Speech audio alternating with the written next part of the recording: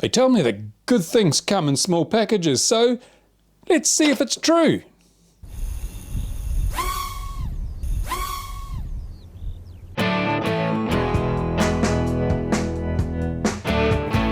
G'day and welcome back to the channel. What you're looking at here is the EMax LittleHawk Freestyle Ultra Micro Freestyle Mini Quadcopter. Yeah, what a mouthful. Anyway, it's a really small quadcopter that flies really well, and I'm going to give you a quick rundown some of the features involved.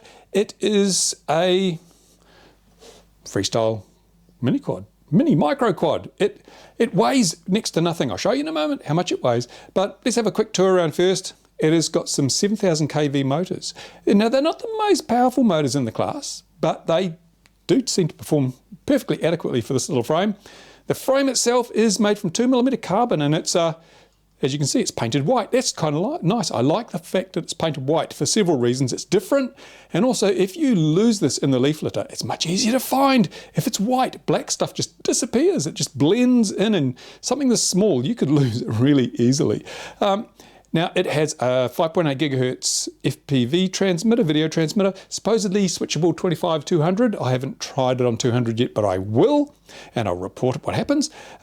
It has a FreeSky compatible receiver. Here's the antenna. It's not diversity, and it's in a really crap place because it keeps getting tangled up with the battery lead, but it works. Can't grizzle. I did get some RSSI warnings when I was flying reasonably close, but I think that's because it was actually intertwined with the battery lead, and that of course would completely destroy its ability to receive signals effectively. Now it comes with a battery. You get a battery with the quad. You get two batteries actually, because the way this is set up is quite unusual. You've got two 1S batteries with two separate connectors, and they plug into this block here, which turns them into effectively a 2S pack. Puts these two cells in series to give you a 2S pack. It's kind of useful if you've already got a lot of these batteries, and EMax has used these batteries in the past. So if you're an existing EMax user, you may have a number of these individual one-cell batteries lying around you can use on this.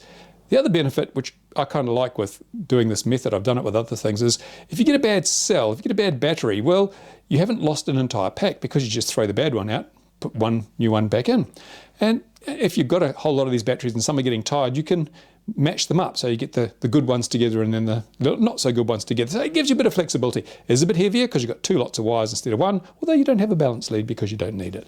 And it comes with a charging board like this.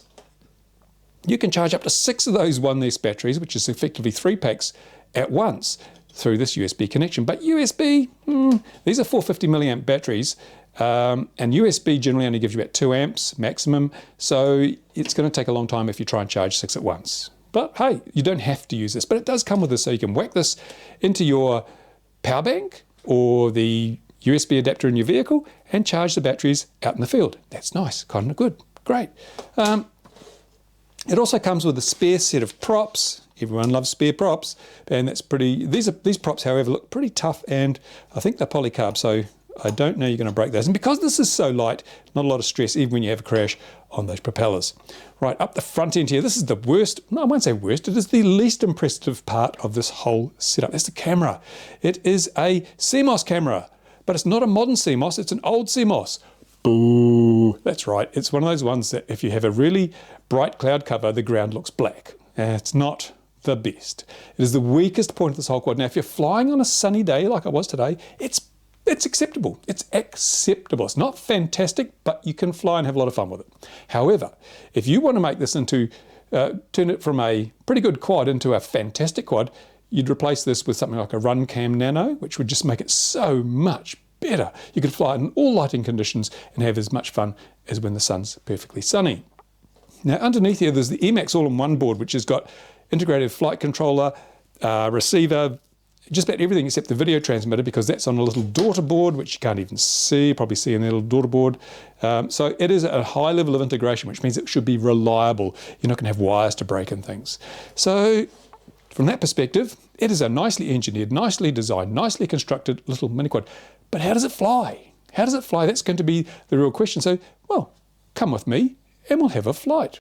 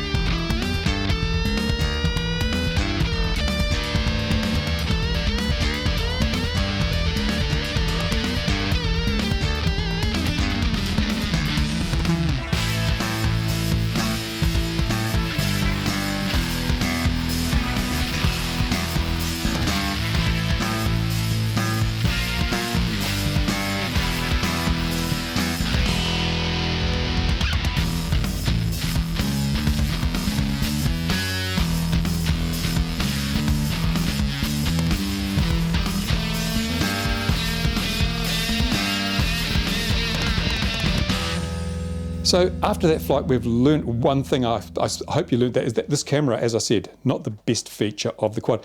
Not only does it have poor light handling in adverse conditions, but the linearity of the lens is terrible. It's like a fishbowl. It's like, woo. In fact, it's so sort of bulgy, the image, that I found it hard to hover this thing when I first tried to fly it, because getting the perspective of the ground is so different to any other camera.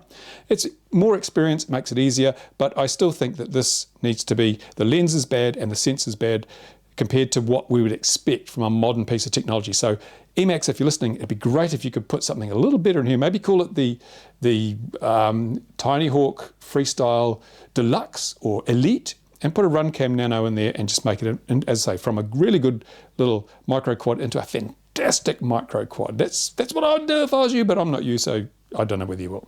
Anyway, it comes with a little case. Did I mention that? It comes with a little carry case. Look, look, look, look. Hold on. Change the camera angle. Yes, we get a padded carrying case. I don't know if you'll actually use this. I mean, it's nice to keep it protected during shipping and everything, but I've got a lot of quads which came in these cases. I've never used the cases, but in this case, you just might. But the problem is you can't put it in with the props on, and unless you're just pushing the props on, which you can do, but you will lose a few. If you're going to use the little 2mm screws, it is a right royal pain in the backside to take the props off to put it into this little case. So I don't think many people will actually use this case once they've got their quad. Shame, but it is a nice case. You do get some extra screws and a standoff and other bits and pieces, because these are the kind of things that you tend to lose from time to time. You get that little charger, and you also get the manual, which is, okay, this isn't a quad for beginners, I have to say that. If you have never had a mini quad before, if you don't know anything about flight controllers or anything, this is probably not the quad for you, because it's, they do gloss over stuff quite briefly, but there's no mention, how do you set the failsafe? It's not mentioned, because this has got a SPI Free Sky compatible receiver, but there's no mention of how to set up the failsafe. And I don't know, I haven't even tested it. I'll have to test failsafe. But little things like that. Yet, surprisingly enough, although it's obviously designed for people that have flown quads before, they even have a section in the back here telling you what the sticks do. Seriously, if you have to know which way the stick changes the quad, this is not the quad for you. So I think leave that out, EMax. It's kind of silly. It's just silly. Stop being silly. But apart from that, brilliant, excellent. And you do get, of course, the most important part of any package is the stickers. They are, yeah, kind of paper stickers. Oh, I'm not that impressed. But fortunately, the rest of the package makes up for it with the kick-ass little quad, which has, as I say, camera is really the only thing I can bitch about with this thing. And so should you buy one? That's the bottom line, isn't it? You're watching this video because you were thinking, I want to get a micro quad. What should I get? Well, the reality is there's a better quad coming out tomorrow. There's always a better quad coming out tomorrow. The rate of change, the pace of technology on these is so great that I can guarantee you that next week there'll be a smaller, lighter, faster, more agile, more resilient quad than this. But if you wait for the next week every time, you never buy anything. Right now, this is pretty damn good value for money, and it's a pretty fun, well, it's a very fun machine to fly. So if you want something that's fun, that's small, that's light, that won't get you into trouble with regulations, because it's well under the 250 gram limit in many countries. In Canada, you can do what you like with this thing. You can feed it to your cat because the regulations are not prescriptive. All you've got to do is make sure that you don't endanger aviation, other uses of the airspace and people on the ground. So you can do, and of course, if you're going to fly over people, this is the machine you want to do, because if it falls on someone's head, they probably won't even notice. But speaking of that, I've got to weigh it. I've got to use the scales that don't show the blood, so you can see I'm not telling porkies about the fact that this is really light. Here it is, all ready to go. The battery is charged, so it's full of electrons. This is as heavy as it'll get. 78 grams, 78 grams. Can you believe that? That is such a low weight. That is like well under half the 250 gram. In fact, what is it like? Oh, if I had a calculator, I'd work it out, but it's probably under a third. Is it under a third? Yeah, 3/8, 24. Yeah, it's under 1/3 of the minimum weight or maximum weight before registration is required. So, you could fly 3 of these and still not need to register them, even if they are tied together with a cable. Fantastic. So, yeah, if I was looking for a micro quad that was a great out-of-the-box experience and I had the money there, I'd buy this. I would. Now, disclosure, this was sent for review. I didn't have to spend my own hard-earned money on it, but I would. Sent for review by geekbuying.com. I thank them, and I encourage people watching the channel to support the companies that support RC model reviews. There's a link in the description to the product. It's not an affiliate link. I don't make a bean. If you buy this, I don't care. If you don't buy it, I don't care. I don't make any money out of this. My job is to bring you unbiased, informative information on the products that you may be interested in buying, and that's what I'm doing here. So yeah, it's definitely a thumbs up. It's definitely a recommended buy, but you know, it's up to you. But please do go support the companies that support the channel. Go to Geek Buying. If you're going to buy one, why not buy it from there? Because I mean, EMax didn't send me one, but they'll still benefit. Who else didn't send me one? GearBest, Banggood, none of those companies sent me one, so buy it from Geek Buying if you want to buy it. That's it. Now I'm going to do some mods to this. I'm going to mod it up. I'm going to put a Runcam Nano in here because it is such a fun machine that it warrants the adding of the Nano. The Nano is not a cheap camera, but it's going to make this into an excellent multi-rotor. And that's what I'm looking for, an excellent multi-rotor. So I'm going to do that. And this will probably be my fun machine for the summer, the coming southern summer, which is, well, spring is one day away as I make this video. So it's nearly here. And I will go and get some more batteries because I want to probably have 8 packs. 8 batteries. 4 packs is what I need, a minimum. Because flight times are good. 4 minutes. 4 minutes, no problems. Flight times with one set of batteries. Excellent. There you go. If you've got questions, if you've got comments, put them in the usual place. I'll do my best to answer them. And those of you who are really observant will have noticed no mid-roll ads in any of RC Model Reviews videos because I hate them and you hate them. So we get rid of them. My Patreon supporters get rid of them. And I would also say that this would make a kick-ass package with the tiny little new FreeSky transmitters, the little ones like a PlayStation, or the Jumper TX, these little Jumper radios, little quads. You can stick it all in your pocket and go for a fly. Your goggles are the only thing that'll really put a bulge in your undies. So there you go.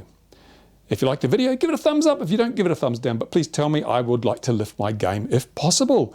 And if you're not a subscriber, I'm gutted. I'm shattered. My day is ruined. I want you to be a subscriber. Come on, join the crowd. Join the 200,000 odd people that already subscribe to RC Model Reviews. And then you won't miss videos like this. And what I'm going to do now is I'm going to go and fly it some more, but I'm going to give it to the epic vlogger. He will fly it on the XJet channel, and you'll be able to try and guess which vlogger he's taken the piss out of. So there you go. Thanks for watching again. Bye. See you later. Ta-ta.